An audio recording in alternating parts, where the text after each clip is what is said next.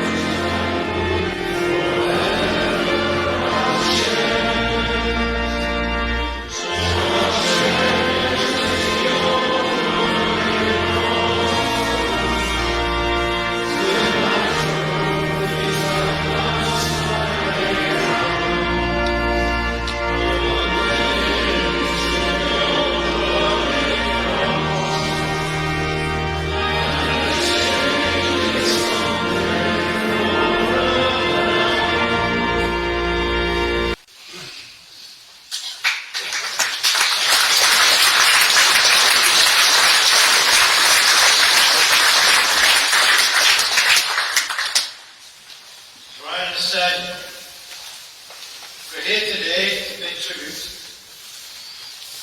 to the life of a remarkable woman,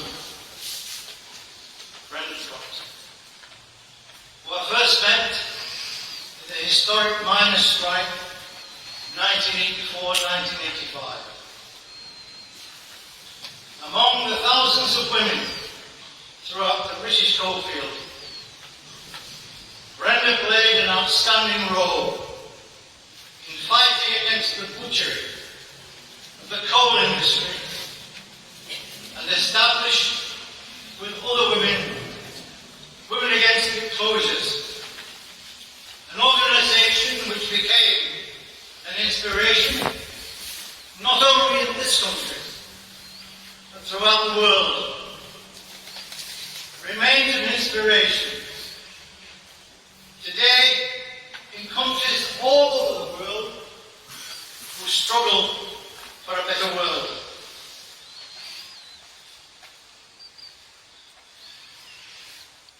I've got no doubt in my mind that any tribute that could be made would be inadequate. The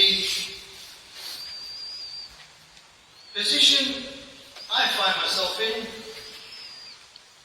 is trying to convey the pride that the National Union of Mineworkers had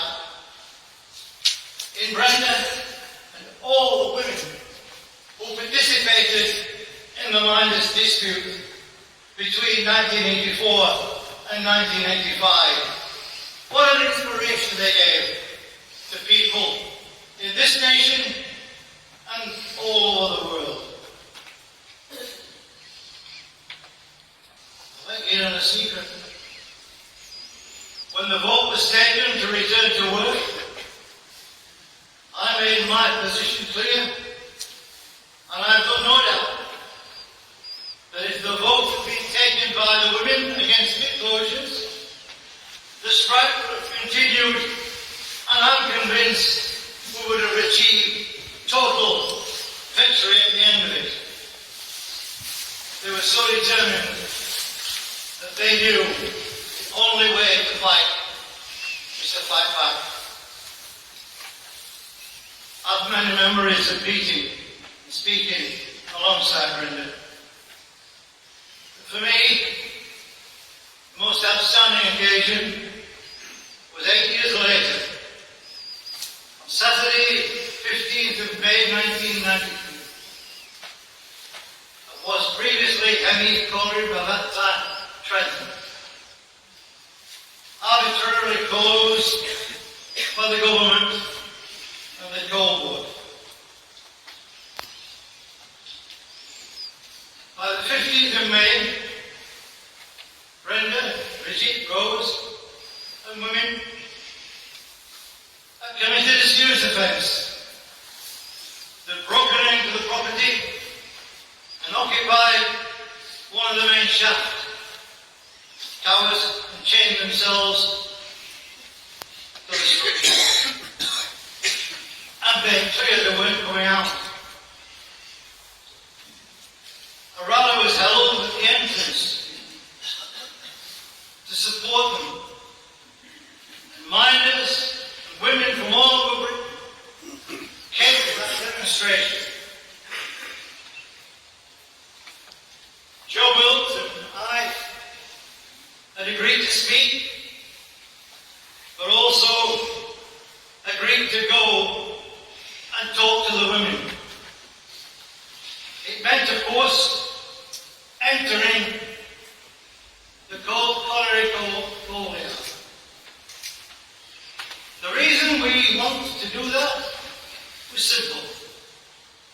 We were fearful for the safety and health of these brave women who had spent 4 days occupying that land. Facing us was a bunch of thugs appointed by the government and the coal board, called security guards, and alongside them, the boys in blue known as the police force. I made clear that I intended to go with Joe Wills and speak to our women, members in our view of our union. These thugs said, you can't come in. Joe Wills said, that's got a choice. Are they get out of the way, or they're going down? Common sense prevailed, particularly as hundreds behind us moved in with us. We went to the tower where they were chained to the structure, and I was in the position of pleading with them to leave, having made not only a point and a principle, but also a statement that was now known all over Britain. The spirits were certainly undaunted. They were all exhausted, clearly physically, and Brenda had been injured. I asked them, please would they come out and walk back with us to the gates and speak to the supporters who would come. I said, you've made your point with courage that I can't articulate in words. And they did come out. But they walked back along that pathway on their terms. I'll tell you this. Joe and I had a tear in our eyes as we walked with them. It was a tear of pride to be walking with heroines. And Brenda, badly injured, was alongside me. A really proud day in my life. As they emerged into the light, bearing in mind they'd been locked inside this place for 4 days, it was clear that their immense courage had conveyed itself to all those who gathered to support them. This historic event was later dramatised in a play. I was there with Joe on the first night. It was a privilege to be there. It was a fantastic performance. And I say without hesitation, there wasn't a dry eye in the house. Particularly when the women walked down from the audience and joined the actors on the stage. The applause went on at least for 10 minutes. That play toured Britain and Europe. It became a video. People talk about it today. Brenda never turned away from struggle. Her son, Ryan, has told you what she told him as a boy. Explaining to him, he's just told you today, that if a scab returned to work, he was a traitor to his class and to his workmates.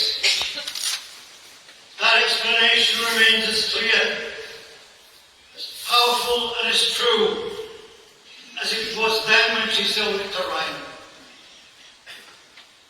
Over the years following the miners' strike, the fight in 1992 and 3 against the pit closure programme, Brenda supported countless other strikes and campaigns. She was a political animal, fighting for her class. And throughout, she gave up her extraordinary energy to the Justice for Mineworkers campaign. Indeed, to every campaign.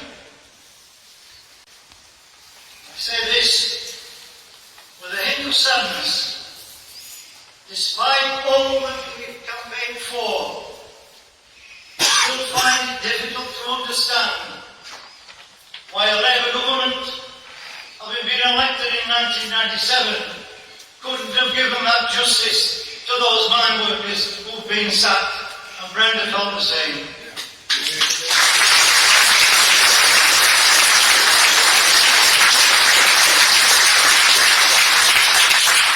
Brenda joined in all sorts of other campaigns, as Ryan has said, and I found myself speaking with her in all sorts of ways.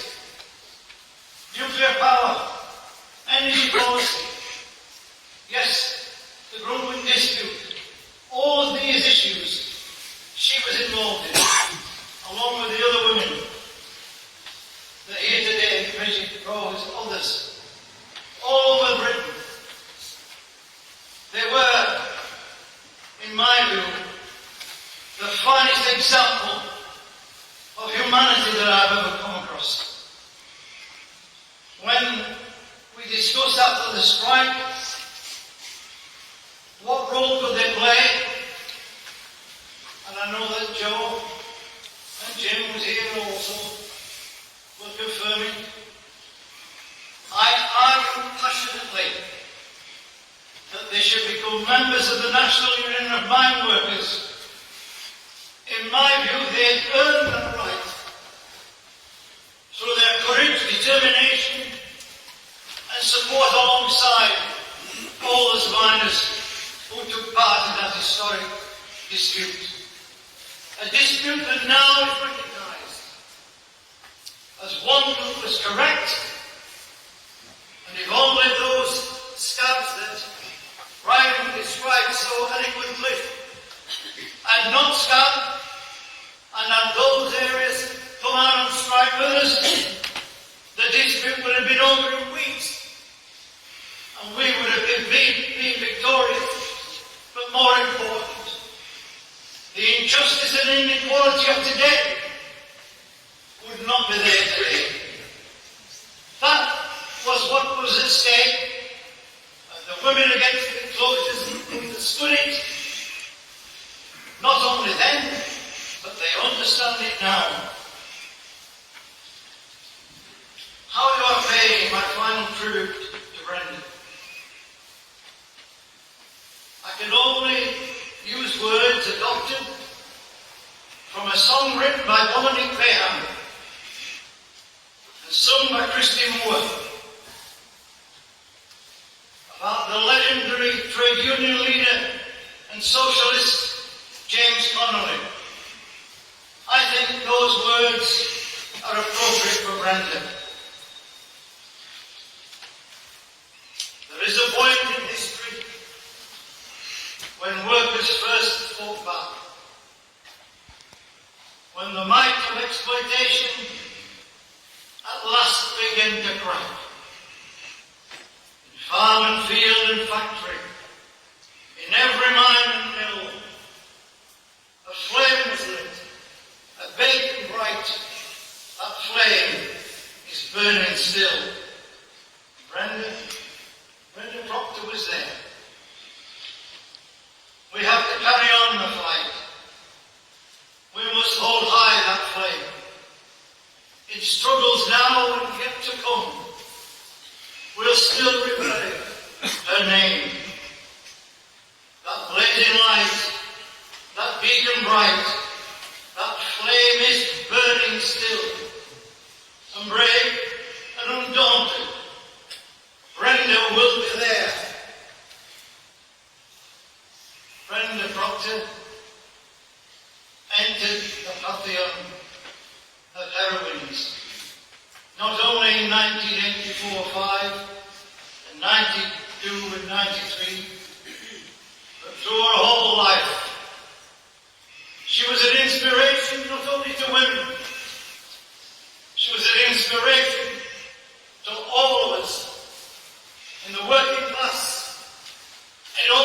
struggles. I was proud to know her, proud to be her comrade, and above all, I was so proud to call her my friend. Rest in peace, and love, you've earned it. We'll never forget you.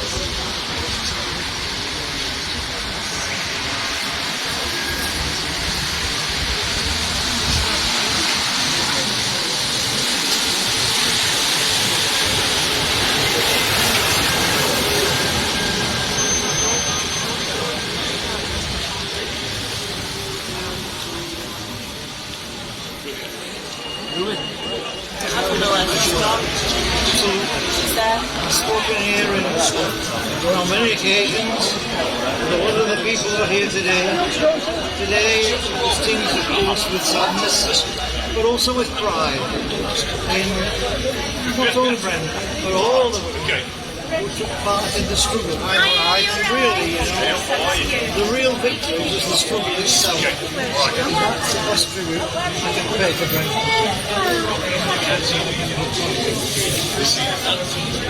Yes, it is. There were three women, Brenda included, chained to the tower, and I asked them to please come out because their health was in a bad way. Brenda actually had a nose as a result of hitting. Finally, they agreed to come out only because Arthur Scargill, the president of the union, asked them. They walked with me along the pathway, along the colliery, to the road where we had hundreds of people waiting to board them and pay tribute to their tremendous struggle. They were an inspiration. The legacy of my group will be that workers should learn that only in struggle can you begin to achieve things. As one of our heroes, Jim Lockwood, the legendary trade union leader in Dublin, said, it's time to arise, and fight back. If we don't fight back, we'll never succeed. That will be her legacy. People should rise and put an end to the injustice and inequality people suffering today. Food banks in 2017, quite frankly,